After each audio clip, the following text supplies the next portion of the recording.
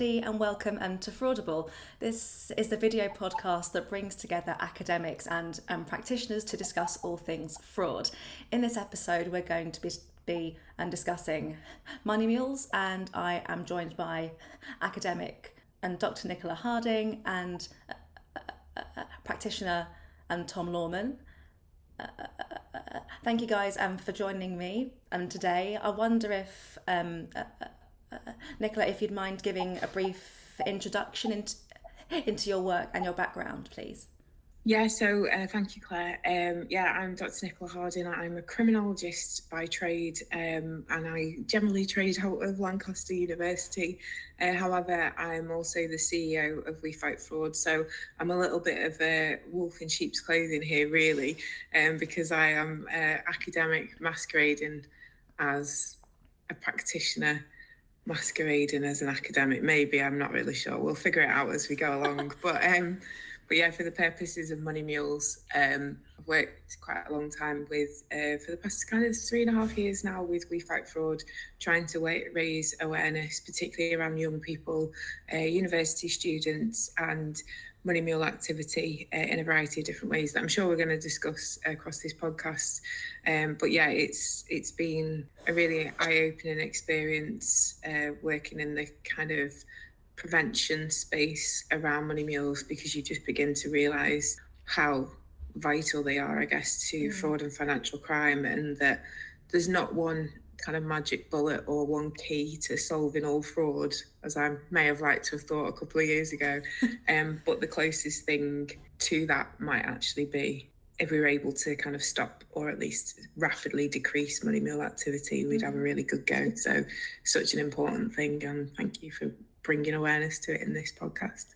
Anytime. And Tom? Hi everybody.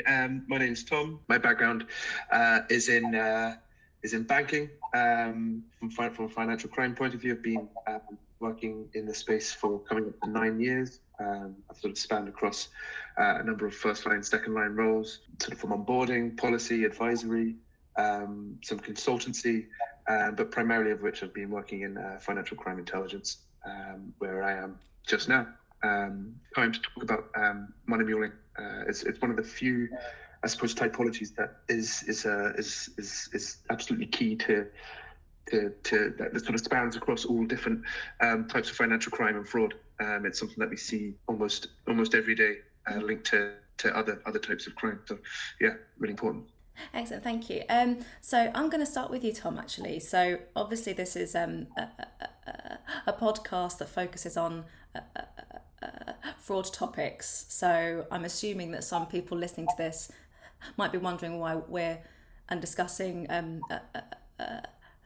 money mules in this episode, because money muling is stereotypically categorized as a money laundering typology. So I wonder if you'd mind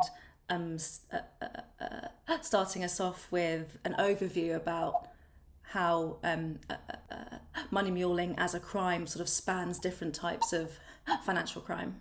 Yeah, absolutely. I think it's probably worth starting with a quick definition of a money mule, and that might then help me explain it a little bit better as well. So a money mule in the sort of most simplest terms is an individual that's typically being exploited by a criminal organization to deposit illicit cash and often send it on to a third party. Like I said at the start there, this is one of the few typologies that sort of links up with all sorts of different types of crime, and fraud is certainly no stranger to that. And the sort of the end goal of most frauds, I would argue, is to make money. Now, the importance of money muling in that sort of that criminal chain is: you've committed a fraud, you have this money, what are you going to do with that? You can't spend that money, you can't use that money directly off the back of the fraud, because then it's obvious where that money's going to come from. So the money mule is that sort of linchpin between the criminals and I suppose the money that appears to be legitimate. Certainly not legitimate money, but it's just through that process of muling that money is essentially washed, as it were. Now there's a couple of ways I think that we see that in banking certainly is in its most simplest form, as I mentioned before. An individual, a mule, receives a sum of money, typically a nice round number, from a seemingly unrelated third party. That money then is then sort of wired to a third party, and you'll often see a sort of commission deducted as payment for that mule. So if it was £1,000, they might have a 25% commission on that. So you'd then see £750 move out of their account. And another slightly more advanced version of that, I suppose, is the introduction of cryptocurrency, which is again something that I think the industry is seeing a little bit more of, where a mule essentially hands over complete control of their account to the criminal, to the fraudster, give them full access to their account, so their card details, their banking logon details, after which they then use that to purchase cryptocurrency via an exchange, and making that sort of infinitely more difficult for both banking and law enforcement to track that money moving around. But all in, it's essentially a means of laundering illicit cash, be that through fraud or any other type of sort of acquisitive financial crime. Excellent, thank you very much. Nicola, do you have anything to add on to what Tom has said? I'm muted because there was loads of noise in the background. That's okay. Yeah, no, it's it's such an essential part, isn't it? Really, like the end goal is to get the money, and to get the money in a way that to get the money from fraud, financial crime, terrorist financing, drug dealing, all these other related crimes, which financial crime is such an important part of, because ultimately the goal is to get the money out cleanly and get away with it, or to get it transferred so that your other aim, especially if that is terrorist financing or anything, can go ahead. So I think, money mules are just such a critical step in the kind of ecosystem of financial crime and other more serious organised crimes that, without it, I think one of the things I always come back to, thinking about like from the academic point of view and people who've been looking at this, is that there was a study by Florencio and Hurley in 2010, and it basically was like, why hasn't fraud and phishing exploded to the potential? Why haven't we seen the full potential of phishing attacks yet? And it was quite simply, there are not enough money mules. And I think that 13 years later, we're now seeing the explosion of phishing attacks. We're seeing the explosion of fraud and financial crime. 40% of all criminal activity that's reported to the police now is fraud. And, in part, they were predictive with what they said. They were saying, what's the hindrance? The lack of mule accounts. And so the criminal objective has been find more mule accounts. And unfortunately, the current conditions, societal conditions, the cost of living crisis, the various recessions and that we've been through have meant that there's more opportunities to recruit mules knowingly and unwittingly than we've ever seen before. So can we touch upon then how the mules are recruited? Because we see a lot of things online about how social media is being used, but is there also an in-person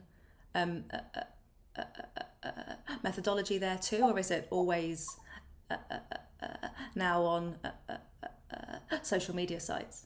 I guess the research that I've done around it is we did a crime prevention film, and we targeted that at, it's called Crooks on Campus, but we targeted it at university students and young people kind of under the age of 24, so 18 to 24 really we were looking at. And as part of that, I then surveyed loads of young people, people who were coming to university for the first time, second year, third year students, to try and see like what their interaction had been. And quite shockingly for me, because obviously I'm focused on already at uni thinking, independently banking and things like, surely they're the risk factors for university students. But actually 3 in 5 of them had been approached before they'd even arrived at university. So this is happening younger. And of that, 17% had been approached in person and online. So it's not just one approach, there's multiple approaches for this type of activity. Now, overwhelmingly, the most popular form of approach was online methods through social media, Instagram, Snapchat. But it's not, I think we think that this is like, we often think of criminal activity as only occurring on the dark web. These are things that are just happening in plain sight right in front of us. In fact, my business partner who I worked with on this project, Tony Sales, he worked with Santander back in 2016 to show some of the hashtags that were being used on Instagram. You know, there's a language there around money mule activity that when you know it, it's very, very visible. But ultimately, us as financial institutions, practitioners, academics, like, we're not in the loop. So, you know, if you don't know the language, then you're excluded from the conversation and you can't see it. But as soon as you've got that key and you've deciphered it, then you're in and you can see just how prevalent it is. And so, you know, I think social media, even if you look at the trajectory of 2010 and that piece of work that identified the bottleneck of fraud as being money mules, even if you look at the development of Web 2.0 and social media that is user created content, the kind of influencer movement and all that has exploded in that time period. And alongside all the good that we can get through globalization and interconnectivity and increased communication, all the good that we can do, also comes the bad, and that's really been it. So I don't think we can discount in person. I think the in-person stuff tends to be much more peer-to-peer, you know, and targeting of vulnerable localized groups, whereas the online, the net's just wider. And I think online approaches really will go to people that would not normally engage in criminal activity. You know, if you said to a money mule that's being recruited online, right, and recruiting you to go and steal a handbag off a little old lady running down the road, they're not going to do it because they can see the harm and they know that that's wrong and it's very clear cut for them. But if you recruit someone and say, hey, I've got a job for you, actually, all you're going to be doing is moving information around for me. You're going to be recruiting other people and what I'm going to do is send you some money and then you're going to send that on to someone else for us. But, you know, it's not put to them so a lot of the time that this is even criminal activity. It just looks fairly normal, really. Maybe seems like a bit of a dodgy pyramid scheme or something, but the kind of overarching thing is, where's the harm? And the online world allows criminals to recruit money mules and really hide the harm of money mule activity. Tom? Yeah, absolutely. And I think, excuse me, I have a true story about this. So when I first joined banking in end of 2014, sort of 2015, whatever it was, I was walking down Princes Street here in Edinburgh, and we've just sort of been going through our first week's training about anti-financial crime and AML and fraud and everything else as part of the induction. And I remember seeing on the traffic lights as we were walking down these sort of stacks of white paper in sort of credit card size, basically. And on the cards was printed something along the lines of, if you want to make £250 a day, working from home, all you need is a computer and a bank account. Call this number if you're interested, right? So I think you don't see that anymore. And the pivot, I think, in some ways, not only towards social media, certainly, but it's also been a little bit more covert. So when people are being approached, it's often a friend, a coworker, maybe a family member that just sort of gives you a nudge and says, "Oh, hey, do you want to make a little bit of money?" And here you go. And in the same sort of way as from social media, right? It's a little bit more pointed and directed towards an individual rather than just a blanket approach to, if anybody wants to have a go, then here you go. And often it's the individual that's reaching out to the criminal, similar to what those little white cards were trying to do, but it's a little bit easier because it's on your phone, right? And certainly it's propelled by the COVID pandemic. I think that's probably a sort of fair statement, where many people lost their jobs, or the ability to make money, and we're looking for sort of ways to combat that. But romance scams have been commonplace in the likes of Facebook for some time, way before COVID. So I think it was only a matter of time until criminals sort of moved forward and pivoted towards social media as a means, or as a means to sort of further enhance their reach. And the pandemic offered a sort of good opportunity for that, but I don't necessarily think that was the purpose for it. It was just a sort of a perfect storm almost. If we talk about accountability then, so obviously you have the financial institutions who should be tracking these things, and they should be able to spot and hopefully stop any sort of transactions that looks like this. But do we know if the social media sites are doing anything about it? Are they having any sort of accountability on their end as well?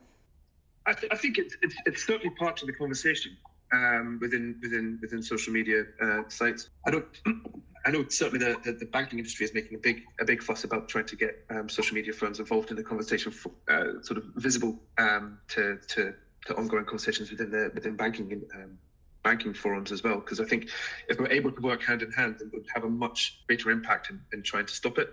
However, it is, it's I suppose there's a degree of banks have to do it. As per regulation, we need to make sure that we're protecting our customers, and we have certain controls in place.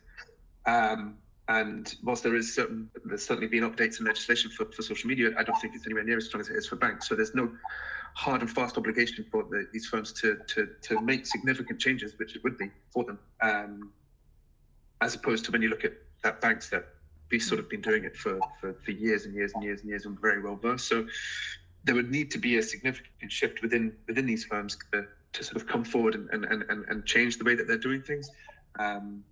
But like I'm optimistic about these things. I don't think it's we're getting to the point now where it's not. It can't really hide away. It certainly needs to be part of the sort of broader conversation that needs to be spoken. And I think, generally speaking, this isn't a banking problem. It's not a policing problem. It's not a social media problem. It's a societal problem, right? And as such, we can all sort of positively impact this. And I think, Nicola, we've spoken before about some of the things that you've been working on in the education piece as well. And I think that's absolutely pivotal to continuing that conversation. Can you talk about that, Nicola, please? Could you expand on that? Yeah, so for me, like, it really comes down to awareness, right? Like, there's obviously like what you should do and what you could do, right? Yeah. So a couple of things really, and I'll definitely bend your ear about our awareness piece, but just obviously you can see behind me that we're talking right in the lead up to Christmas, and I made a post on LinkedIn this week because I'm slightly addicted to TikTok, right? And for me, like, obviously I'm trying to engage with young people around fraud, and I do it with my students really well because I'm a criminologist and I teach them, and I'm also trying to get them to think about careers in the financial crime prevention sector and why that's really important, and why we need more criminologists, or at least people with a background in criminology, to be in the banking sector and things like that, right? So the thing that I know, right, is that you have to take it, your awareness has to meet people where they are and don't expect them to come to you, right? So this week on TikTok, Monzo Bank, give them a little shout out, are doing their version of Spotify Wrapped. So Spotify Wrapped, if you don't know it, tells you all the songs, what the mood you've had of the year. It gives you like a run up of the year. And Monzo are doing Monzo Wrapped, and they are giving you a little persona based on what you've spent your money on this year. And it's a little bit cheeky and it's a lot of fun. So it's things like you're ordering takeaway for no reason era. You were in the top 5% of spenders on Just Eat, right? Or Deliveroo. And some of them are you're in your Pret a Manger era because you're in the top 15% of purchases, right? So my kind of cheeky call out to Monzo was, congratulations, well done. They've obviously gone viral because of this. The people are going to now want a Monzo account purely so that next year they can get their Monzo Wrapped and have their little thing and then post about it on TikTok and social media, as people have been doing this year.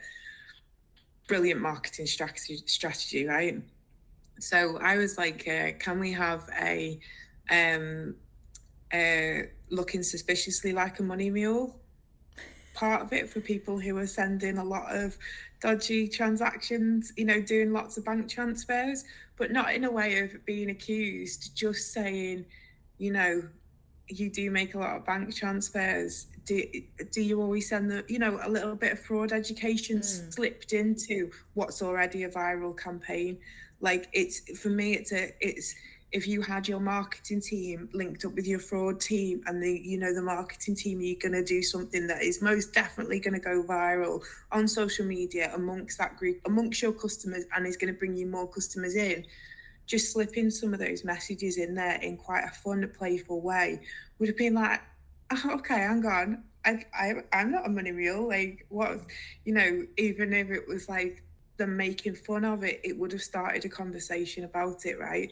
So I think that some of the great marketing things that we do in banking, particularly like the neobanks and that, and we've got changes in banking legislation that mean now when fraud happens, that especially when it's like bank transfers and stuff, there's responsibility from both sides of the banks come in and things like that. So even our tier one banks are now responsibilized more so to work with and help support neobanks and whatnot. We've got all of these changes coming in, but quite frankly, there's some quick and easy wins that we could have around awareness. And that means banks doing innovative viral campaigns with their marketing teams. Monzo Bank and other neobanks particularly are very sassy on social media, like their answer when this girl called her out because they'd said she eats too much takeaway was, we said what we said, and it's great to kind of see that interaction. But you could easily, it doesn't have to be a fraud prevention campaign. You can slip it into your marketing. You can do it in engaging ways. So one of the things we did, and like I said, it's been like a long process for us, is back in 2021, we filmed a crime drama called Crooks on Campus. We filmed it all on a university campus using, instead of using actors, it was people with lived experience. Tony Sales is one of the writers of it, who was formerly known as Britain's greatest fraudster, but is a subject matter expert, has worked in fraud prevention now for nearly 15 years. And it's authentic, it's real. The people who are playing students in it are students. The people who are playing university staff are university staff. The people playing police are former police. It's all really, really authentic. And what that means is that people just get it because it's relatable to them. It doesn't matter who you are watching, whether you're the victim of fraud that it's happened to, who's also present in the story. But there's the mum and dad who are now having to deal with it, so it connects with them on an emotional level. Depending on which audience you're watching it with, of which I've watched it many times with many different audiences, depends on where you get the laugh and where you get that and where you get that in the different parts. And it's all those bits that make them connect. So it's, it can seem quite frivolous to do a crime drama to try and talk to people about something as serious as money muling, but like, you have to connect with people. You have to take it to them and meet them where they're at. And for students, that's reflecting their experience right back at them. For the mums and dads of students, it's reflecting what could happen to them and their child. For the universities, it's showing the consequences of it, for everyone involved, really. And really kind of pulling back the curtain. I always think it's a little bit like the Wizard of Oz, you pull back and see what's really going on. And that is transformative. Creativity can be really transformative. And for us, being an academic and researcher as I am, I couldn't just go, oh, that's a nice film. Let's just tell everyone that this is something they should be watching. I did an evaluation of it, and I did it with Tony. We did a criminal attack vector. I feel like I have to say this, but we did get it through ethics at the university. It took quite a bit of time, but it was all ethically approved. And we recruited 2 university students to be our peer researchers, so that they were involved in how did they think it was going to work, and they helped us put this plan into action. But we took 30 university students and we essentially did a mock money mule recruitment exercise on them, all blind to them. They just knew that they were going to watch a film at some point. They didn't even know it was a kind of crime prevention film or crime drama. And they agreed to us looking at their social media and potentially contacting them on their social media, but they had no idea why. So they, probably if they were expecting some kind of message, they would have been expecting an official message from a university lecturer to ask them something on social media. What they got was one of their peers saying, can you fill in this survey for me? I've just got a new job. It really helped me out. Oh, and by the way, they're looking for people as well. Of the 30 that we sent it to, we then, when you click the link, asked them to tell us their name, their email address, who they banked with, who their student account was, and to confirm by submitting the form that they wanted to earn up to £1,000 per week. So very similar, Tom, to those cards that you were saying, you know, the £250 a day. Just that's the telltale, isn't it, of, oh, this is too good to be true, right? So we did that, and I had really high faith in the students, because when I'd actually surveyed them all before and done extensive surveying around attitudes and behaviours with fraud and financial crime, students, 95% of students said they would never respond to an approach like this on social media. Absolutely never, wouldn't. So I was like, yeah, this is going to be a waste of time, because none of them are going to do it. And then how else are we going to evaluate this piece of work? But in fact, 20 out of the 30 submitted data, which was shocking to me, really, that 2/3 of the students, when 95% of them said they would never do it, actually their behaviour shows that their attitude is of, you know, quite high, you know, fraud prevention, but their behaviours are very, very different to their attitudes. They perceive themselves to be more savvy and safer than they actually are. So then a couple of weeks later, or maybe it was like 2 months later, actually, we wanted to leave quite a big gap because we didn't really want to arouse suspicion. We got them to watch in a variety of different ways Crooks on Campus. So some in a Teams call, some of them we gave it at them as a box set to watch in their own time. And we asked them to fill in a little exit survey afterwards of, you know, how did they enjoy it and stuff like that. So that's what they thought the research was. Using peer researchers was great, because what we then found and what we were getting fed back was all the behind the scenes, all the messages that were getting sent and the kind of like reasoning and the rationale. And after they watched Crooks on Campus, a few of them that had watched the film got together with other students that hadn't watched the film and decided that something was wrong with our peer researcher, and they tried to stage an intervention.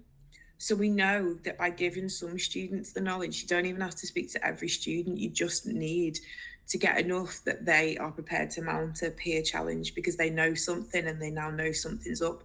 They didn't quite get it right. They kind of thought maybe she got involved in something a bit dodgy. Maybe she was getting defrauded, something like that. But either way, they tried to intervene and check that she was okay. So we then had to wait another couple of months because, again, you don't want it to be like, oh, we showed you the film last week. Of course, you then all don't go and click the link because it's fresh in your mind. So we left it a few more months and we did it again. We did a different peer researcher, but they're all connected within this group. And he did the same thing. It was, hey guys, can you just fill in this quick survey for me? If you want to earn some extra cash, you can too. And the responses were wildly different. They were like, stop sending me shit, man. Have you been hacked? Go away. I don't want any of this. Or some of them just didn't respond. But ultimately, in that 24 hours data collection period, 2 of them submitted data. So we know that we got a 90% reduction in risk-taking behaviour. I then did debriefs with them all and kind of revealed what had been going on and what we'd been up to, and had some really interesting conversations with them around what they thought was going on and whatnot. And even conversations around stuff that had happened that wasn't us, that they were like, oh, was that you then? Separate report to Crime Stoppers. But ultimately, what came out of it was just really interesting findings that we know when you connect with young people, particularly, you know, in relatable ways, using lived experience, informed kind of interventions, using drama, all of that kind of stuff. We know that this works now as a mechanism to change behaviours. And even the ones that didn't, so the 2 that then did submit data again, one was a young lady who was from the Czech Republic, and she just said it took her a bit longer to process like she said, once we explained it more, she got it, but because of the like language difference, some of the nuances were lost on her a little bit of the film. But she was gutted, so she's definitely on high alert now. And the second one was home student.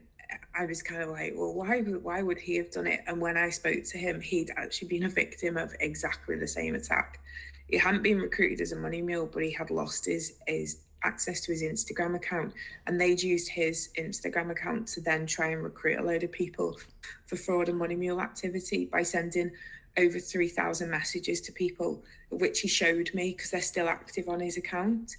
And it was simply that he'd had an account takeover of his Instagram because they'd asked him to click a link and fill in something, and that he thought it was just someone he knew from the uni who'd also had their account hacked. So he was able to get his Instagram account back, but he really struggled to see the threat. So what we know is that actually when it becomes repeat victimization is you've got to do you need different messaging, you need a different strategy, general awareness messages for those who've already been a victim of fraud or already been recruited as a money mule. They have to be much more blunt and direct and show the variety of attack vectors, so they have to be more intensive. So what we know is that crime dramas and this kind of creative approach to financial crime prevention, particularly with money mules and young people, we know that it works. We've got empirical proof that it does work, but we know that when it comes to repeat victimization, more needs to be done, and it needs to be more intensive messages. But because of this, I'm really pleased to say that probably around about the time that this podcast is going out, we will be into a national rollout of Crooks on Campus, supported by Project OLAF, which is the City of London Police and Lloyds Bank. And we'll be making the film available to every student in a university campus in the UK.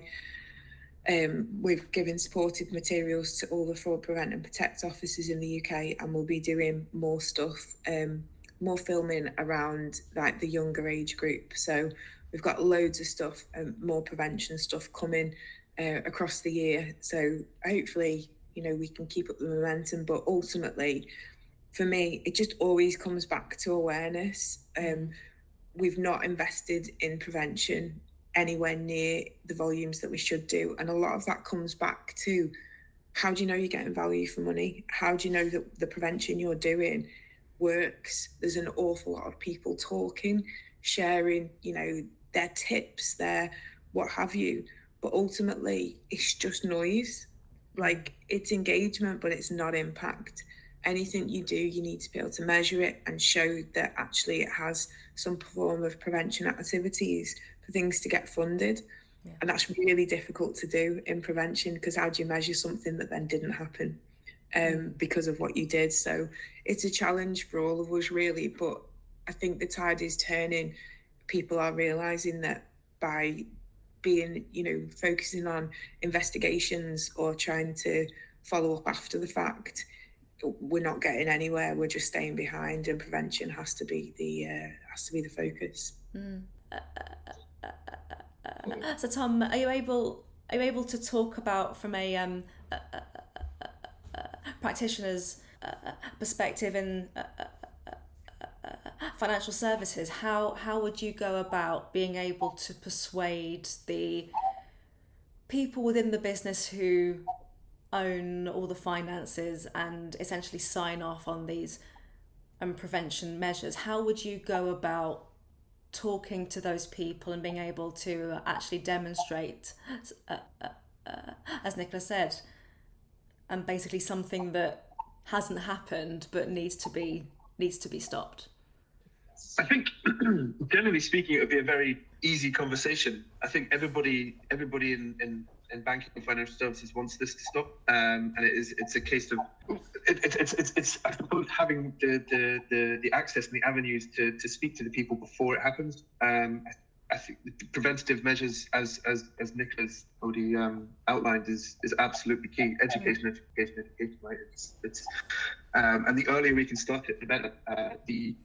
we spoke about this before as well. I sort of liken this approach to the Don't Do Drugs campaigns that sort of were rolled out through schools when I was going through primary and secondary school, and that, for me anyway, sort of struck a chord because it was very simple. It showed you what the risk was, showed you how easily it was to fall into it, and what ultimately could happen to you in the end. And it's the same principle here: how easy it is to fall into it, what can happen to you, what are the risks of getting involved with criminal and criminal organisations. So, in terms of the conversation I would take forward internally, whoever I spoke to would be on the same page as us. It's just about understanding, I suppose, who to talk to and how to talk to them, and how to get that access to talk to them. Sorry, there certainly wouldn't be any sort of need to convince anybody to the positive impact of this sort of approach. Okay, interesting. Thank you very much. So, just to wrap up then, so Nicola, from an academic perspective, what can we learn from the practitioners in this space with regards to money mules? Everything, really, from an academic point of view. Obviously, as a criminologist, there is just not enough interaction between academia and academic research and practitioners. The last couple of years working in this space, where I've been kind of in that hybrid grey area, has meant that I've learned way more from practitioners about fraud and financial crime than I've learned out of the textbooks. And I obviously sit in a very privileged position to have access to people from financial services and banking that I work very closely with, access to former police in terms of a business partner, Andy McDonald, but also current, like Ollie Little from the City of London Police, Dominic from the NCA, and the various other people that we've worked with.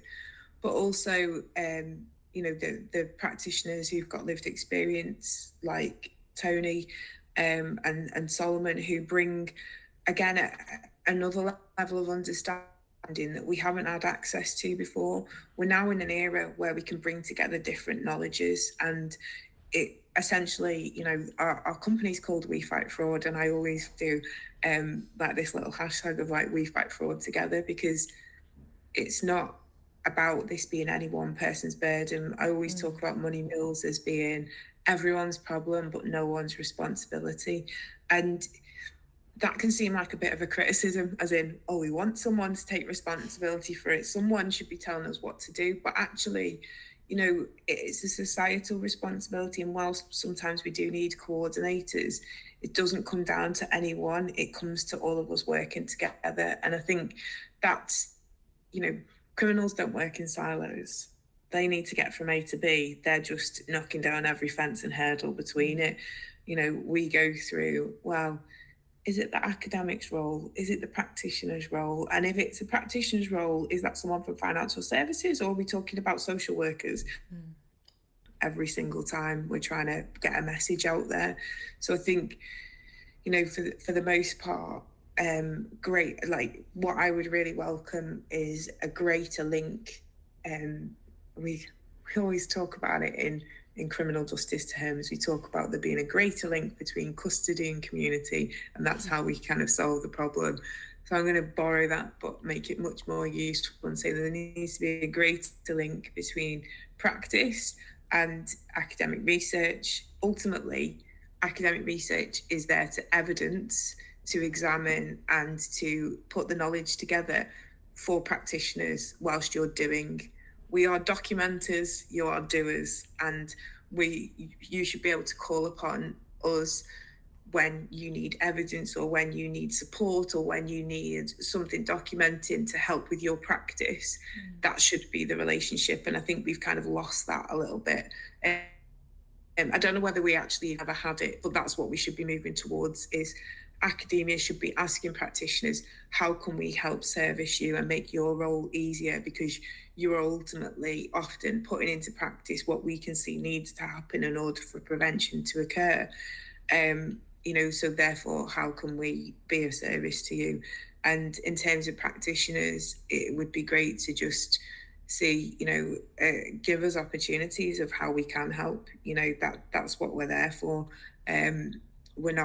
we might be a bit odd. We are a bit odd in academia, I'm afraid, but it's just because we're all just really big geeks about our thing. So, use that to your advantage, really. And remember, unfortunately, it shouldn't have to be a fight. We talk about all the kind of ills in society, and we've had, war on drugs, hence the don't do drugs messages. Then we've had the war on terror, and we are in the era of a war on financial crime because, it's where we're going, and we're all in the fight together. So that's, that's really it. Is there shouldn't be those silos between practitioners and academics. We're all on the same side. Let's help each other. Excellent, thank you very much. And Tom, the same question to you. So what can practitioners learn from academics in this space? I think, at risk of repeating everything Nicola's just said, we need to look at it in exactly the same way, but from the other side. I think, just in this short conversation, the insight that Nicola's given through the work that's been done on campus is fascinating. And that sort of real world exposure is something that we don't get in the bank, right? We sort of look at things through typologies, through spreadsheets, through our sort of internal systems, but we don't see the sort of interpersonal interactions that are happening, how it happens. We sort of read about it, we build that in, and then we sort of apply that theory to our book. But if we can get closer to academics that are sort of working closely on the subject, surely no bad can come out of that. We understand a little bit more about how it's ongoing in the real world, and we can then apply that to our world as well. And I suppose saying that world and our world is probably incorrect as well. I think we should again, what Nicola said is break down some silos and have the open conversation and have the sort of continuous channels of conversation. When things change, we can explain it, and certainly, we probably get some good insight and good some good insight in terms of when things change, and if we were in a perfect world, then we'd be able to sort of share that information back again and say, look, this is how it was last year, but in fact now we're seeing this typology change, and how does that relate to what you're seeing outside of bank or outside of the financial industries? Yeah.